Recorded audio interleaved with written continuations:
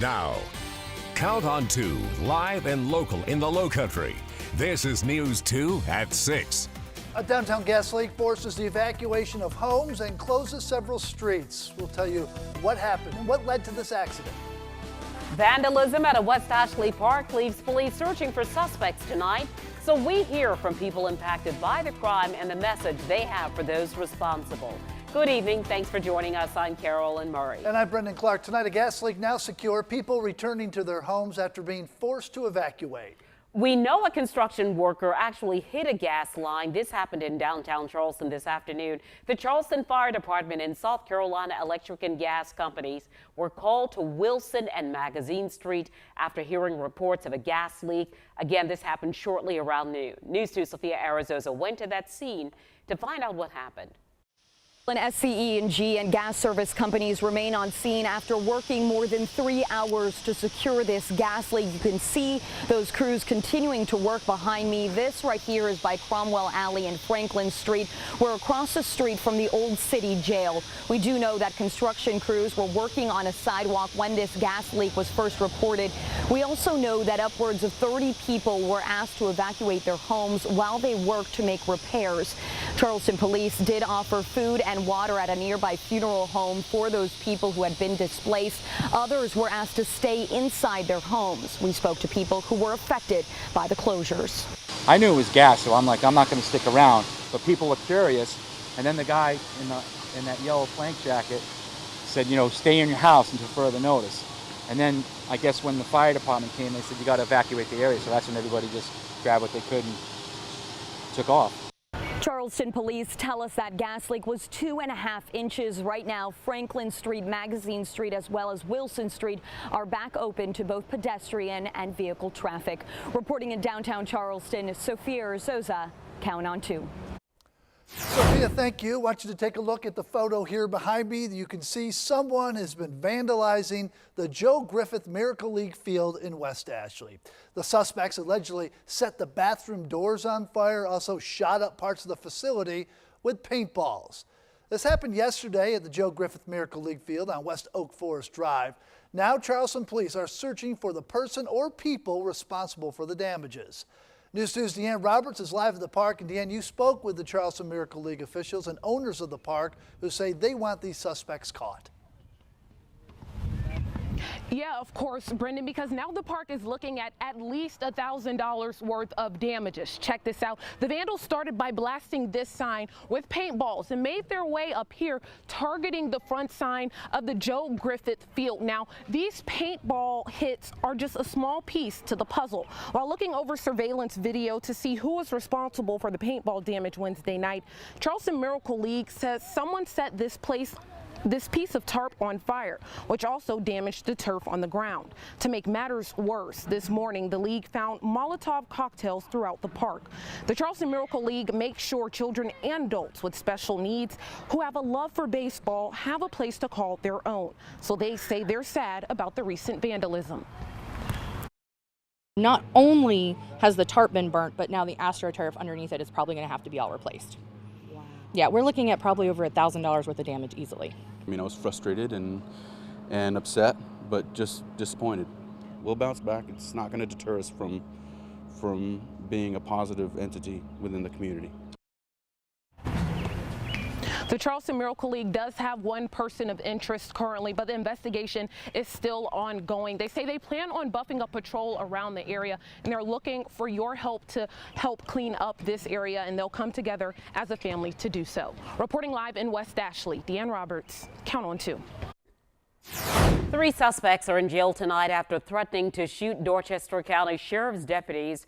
Now, we want to show you what happened this morning. Sheriff's deputies were called to the area you see here, Thelma Drive, after a woman said she was sexually assaulted in the home. Investigators tell us that she ran away and was able to get help, and that left deputies then showing up at her home to find out more about exactly what happened. News 2's Dorchester County reporter Stetson Miller is live in front of that house. And Stetson, give us more information about what sheriff's deputies have told you about their investigation.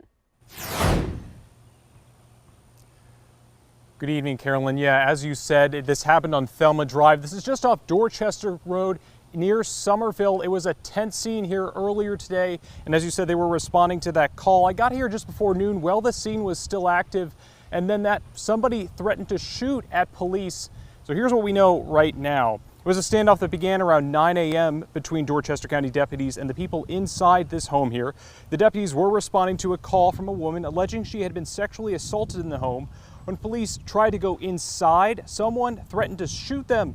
So later, around noon, the sheriff's office special entry team responded and shots of gas were fired so the team could serve arrest warrants for those inside. 3 were arrested and no injuries were reported. A neighbor who I spoke with, Alex Kuntz, watched this unfold and described the scene as tense, especially when he heard the shots of gas. It just really got really tense, because I have a daughter and you can say my life flashed before my eyes, even though it wasn't pointed at me. Now, we're still waiting to get more information. The sheriff's office told us they would be releasing some later. Earlier, this home was wrapped with crime scene tape, but as you can see, all is quiet here now. So we'll be sure to bring you updates as we know more. Live in Dorchester County, Stetson Miller, Count On 2. Charleston County Sheriff's deputies searching for the suspect responsible for pistol whipping and firing shots at a person. It happened this morning on Gadsdenville Road in Awendaw. Investigators say as the victim left a store, the suspect hit him in the head with a pistol, stole a gun, and then fired at him. Sheriff's deputies were unable to find the suspect after that person ran away from the scene.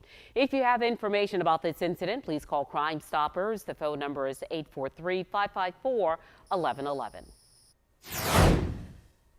Now, there has been a movement right now in the battle against the opioid epidemic that's sweeping the country. State and federal governments are getting involved, passing new legislation and filing lawsuits. News 2's Libba Howland recently sat down with a Charleston attorney co-leading litigation against the pharmaceutical companies. Yeah, Libba, the details are comparable to the fight against the tobacco industry, which of course we all know happened in the 90s. Yeah, Carolyn, Brendan, in January, Joe Rice of Charleston's Motley Rice law firm was appointed to co-lead the national prescription opiate litigation. It's coordinated in Ohio, but it includes hundreds of cases filed across the country. And one of the reasons Rice said he got involved is because he helped win the big tobacco settlement of more than $240 billion nearly 21 years ago. You may have recently seen Mike Moore's feature on the Today Show. The most historic public health achievement. The Mississippi Attorney General helped initiate a multi-state legal fight against the big tobacco companies back in 1997. Joe Rice was the lead negotiator. We were successful in putting together a settlement that has shown to be extremely helpful to public health. The allegations in the tobacco case were that the companies were using marketing techniques to target young people. And so it was a method of marketing that led to addiction that was an intentional addiction. The settlement Motley Rice helped come to put a stop to that. At the time, the smoking rate among high schoolers was about 35%. Now it's less than 8%. But the thing with tobacco is the health consequences occurred over time. And people ask me to compare that to the opioid problem now. The problem now is a 17-year-old gets a hold of an Oxy 80 pill out of grandmama's cabinet and takes that pill. They can die that day. Back in 2014, the Motley Rice law firm filed a handful of lawsuits in California and Chicago. And the allegations in those cases were that the manufacturing defendants were using inappropriate marketing techniques to lure doctors into a sense of safety in using opioids for chronic pain. Through years of litigation, Rice also took issue with the distribution of opioids and how much was going to certain locations. It was clearly a massive failure among the distribution network that did not in any way, shape, or form monitor where these pills were going.